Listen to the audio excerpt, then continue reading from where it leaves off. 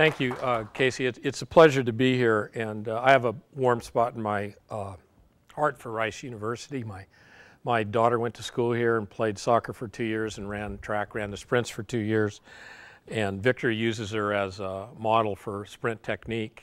The problem is she stays in one place too long, but she's got great technique. And my son got his graduate architecture degree here, so Rice got a little bit of my money, so Casey's giving me a little bit back. So anyway, so that was good. What I'd like to do, and my background is track and field. As a track and field coach, and I was infatuated starting as an athlete at about age, well, I can think it was a long time ago when I was 12 years old, but I remember Jesse Martinez being the fastest kid in school when we were like 11 and 12, and then couldn't understand why 2 years later Jesse was like the 8th fastest kid in class and we were faster. You know, growth and development, he was older than us, and all of that stuff, you know, and so there's a lot of factors that come in. So I'd like to share with you some of my experiences and a few things that I've seen.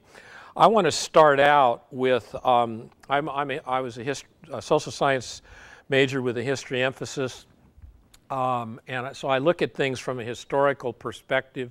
So I'm going to spend about 20 minutes kind of giving you an evolution of background for a lot of the ideas that Mike presented, and then I'm going to give you my take on some of the stuff that Mike covered and some of the stuff that Peter covered from a coaching standpoint and somebody who's made a lot of mistakes, and share with you mistakes. Just like Coach Telez said, when he invited me down in 1982, he said, you don't have to make all the same mistakes I made. You don't have to make the same mistakes that I made, okay?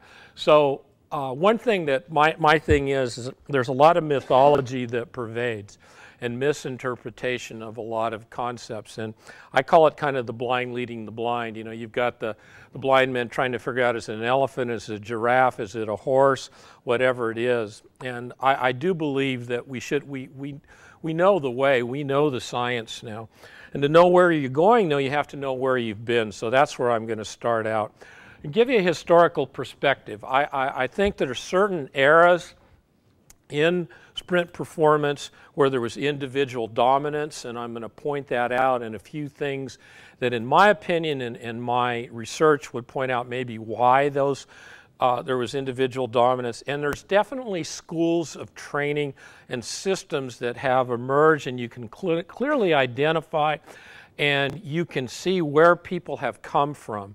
And so I'm going to try to point that out, because a lot of the ideas aren't necessarily new.